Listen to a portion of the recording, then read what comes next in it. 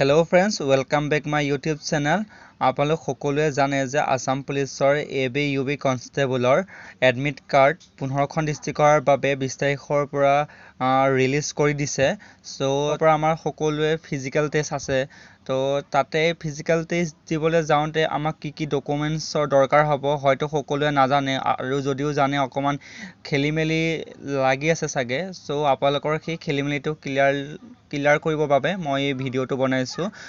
তাতে কি ডকুমেন্টছ আপোনালোকে চাব মই সেই গোটেই লিষ্টখন বনাইছো। আপোনালোকে ভিডিওটো শেষৰলৈকে চাব আৰু যদি প্ৰথমবাৰ বাবে মোৰ এই চেনেলটোলৈ আহিছে তেতিয়াহ'লে লাইক কমেন্ট আৰু সাবস্ক্ৰাইব এটা কৰি দিব যাতে আৰু এনে ধৰণৰ নটিফিকেশনবিলাক পাই থাকিবলৈ বাবে আপোনালোকে বেল আইকনটো প্ৰেছ কৰি যাব।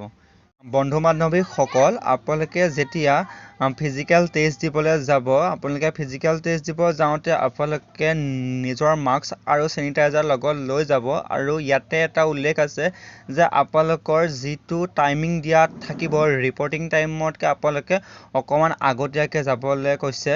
আপোনালোকে তাতে আমাৰ যোনটো কোভিড-19ৰ প্ৰোটোকল হয় প্ৰোটোকলটো আপোনালোকে তাতে ফলো কৰিবলৈ কৈছে। আৰু চাব মেইন ডকুমেন্ট বুলি পেলাই ক'লে তাতে আপোনাৰ আসাম পুলিচৰ যিখন এডমিট কাৰ্ড আছে আপুনি সেইখন লগত লৈ যাব।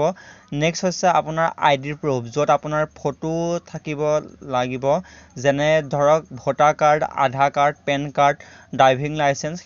ইয়াৰ ভিতৰতে যিকোনো এখন আপুনি ডকুমেন্টছ লগত লৈ যাব।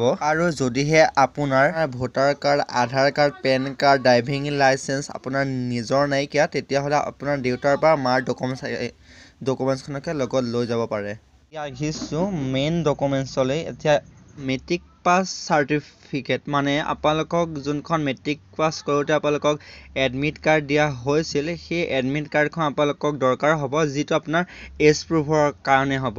আৰু নেক্সট আপোনালোকৰ মাৰ্কশ্বিট হৈছে আপোনালোকৰ যিটো আপুনি যদিহে এবিট এপ্লাই কৰিছে তেতিয়াহ'লে আপোনাক মেট্ৰিক পাছৰ যোনখন আপোনাৰ মাৰ্কশ্বিট হয় সেইখন দৰকাৰ হ'ব। আৰু যদিহে আপুনি ইউবিত এপ্লাই কৰিছিলে তেতিয়াহ'লে আপোনাক হায়াৰ ছেকেণ্ডেৰী পাছৰ যোনখন আপোনাৰ মাৰ্কশ্বিট হয় সেইখন দৰকাৰ হ'ব। আৰু যদি আপুনি দুইটাতে এপ্লাই কৰিছিল তেতিয়াহ'লে আপোনাক দুইখন মাৰ্কশ্বিট আপোনাক দৰকাৰ হ'ব। নেক্সট হৈছে কাষ্ট চাৰ্টিফিকেট হৈছে ST, SC, OBC, MOBC আপোনাৰ তাত যোনখন চাৰ্টিফিকেট আছে আপুনি সেইখনে লগত লৈ যাব। তাৰপিছত আছে EWS চাৰ্টিফিকেটখন হৈছে যিখন আমাৰ জেনেৰেল কাষ্টৰ কাৰণে হয়, কাৰণ জেনেৰেল কাষ্টৰ ভিতৰতো দৰিদ্ৰ মানুহ থাকে সিহঁতৰ কাৰণে এইখন EWS চাৰ্টিফিকেটখন হয়। তাৰপিছত নেক্সট আছে basic advance home guard training and experience certificate. যদি আপোনাৰ তাত আছে তেতিয়াহ'লে আপুনি লগত লৈ পেলাই যাব। নেক্সট চাৰ্টিফিকেটখন হৈছে আপোনাৰ FMMO আৰু এইখন যদি আপোনাৰ তাত চাৰ্টিফিকেটখন আছে আপুনি এখনো লৈ যাব পাৰে। আৰু নেক্সট হৈছে আপোনাৰ VDP চাৰ্টিফিকেটখন যদিহে আপোনাৰ তাত আছে যে আপুনি এইখন লৈ গ'লে আপুনি তাতে কোনো ধৰণৰ মাৰ্কছ নাই কিন্তু আপোনালোকৰ কাৰণে ৰিজাৰ্ভেশ্যন থাকিব। তো আপুনি সেই VDP চাৰ্টিফিকেটখন লৈ গ'লে আপোনাৰ তাতে বহুতখিনি হেল্প হ'ব।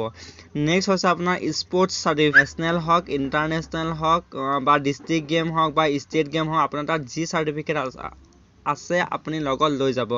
নেক্সট হৈছে প্ৰফিচিয়েঞ্চি কম্পিউটাৰ চাৰ্টিফিকেট। আপোনাৰ তাত যদি ছমহীয়া আছে, এবছৰীয়া আছে বা 3 বছৰীয়া আছে আপুনি লগত লৈ যাব। নেক্সট হৈছে NCC চাৰ্টিফিকেট। NCC আপোনাৰ তাত যদি A চাৰ্টিফিকেট আছে, B আছে বা C আছে আপুনি লগত লৈ পেলাই যাব কাৰণ তাতে মাৰ্কছ আছে। আৰু নেক্সট পাইছোঁ আমি ডিপ্ল'মা চাৰ্টিফিকেট কোৰ্চ। আৰু যদি কাৰোবাৰ ডকুমেন্টছত আপোনালোকৰ কাৰোবাৰ নাম বা এড্ৰেছ ভুল হৈ আছে তেতিয়াহ'লে আপোনালোকে কোৰ্টৰ পৰাই এটা এফিডেভিট উলিয়াই ল'ব। ইণ্টাৰভিউলৈ যাওঁতে আপুনি যাতে গোটেইখিনি ডকুমেন্টছ লগত লৈ যায় আৰু তাৰ আগতীয়া আপুনি গোটেইখিনি ৰেডি কৰি থ'ব যাতে তাত কোনো ধৰণৰ খেলিমেলি নহয়গৈ। আৰু wish you all the very best.